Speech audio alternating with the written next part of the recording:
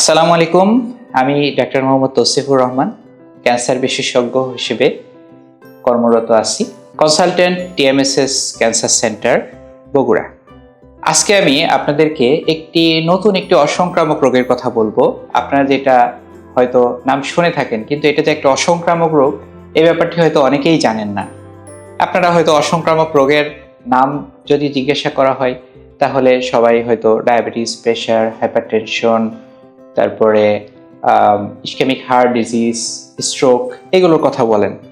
কিন্তু আরেকটি অসংক্রামক রোগ রয়েছে, যেটা হচ্ছে ক্যান্সার।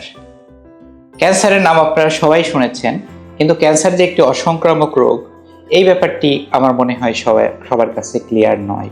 ক্যান্সার অসংক্রামক রোগ। অসংক্রামক কথাটির আসলে অর্থ কি? অসংক্রামক মানে সংক্রামক মানে কি? তাহলে আমরা বুঝতে পারবো অসংক্রামক মানে কি।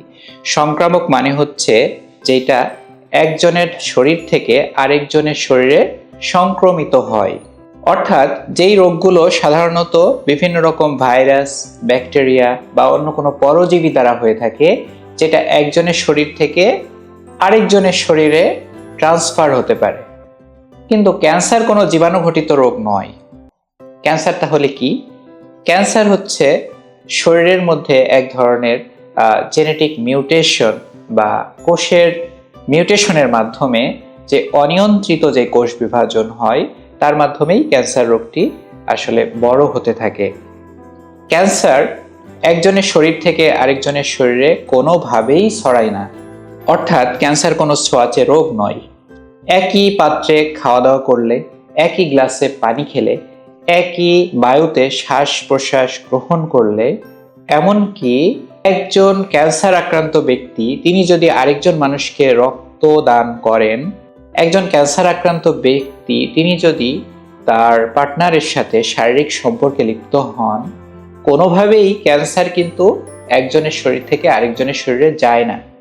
এমনকি ক্যান্সার আক্রান্ত কোনো মা তিনি একজন সুস্থ সবল সন্তান জন্ম দিবেন, এক্ষেত্রে তার শরীর থেকে সন্তানের শরীরে ক্যান্সার যাওয়ার কোনো সম্ভাবনা নেই।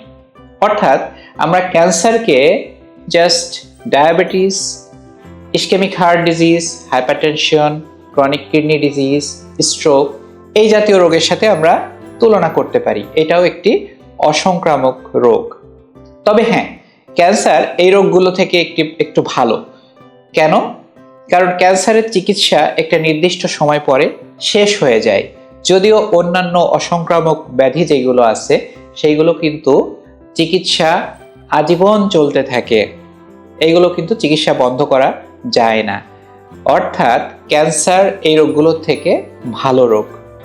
আপনাকে নির্দিষ্ট সময়ে ক্যান্সারের চিকিৎসা সম্পন্ন করার পরে আপনাকে নিয়মিত ফলো আপে থাকতে হবে, তখন আপনাকে আর চিকিৎসা গ্রহণের প্রয়োজন নেই।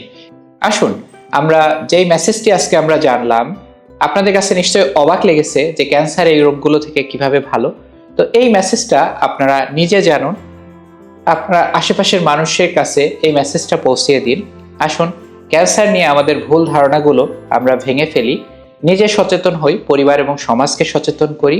ক্যান্সার রোগীদের জন্য আমরা একটি অনুকূল পৃথিবী গড়ে তুলি। সবাই ভালো থাকবেন। আসসালামু আলাইকুম।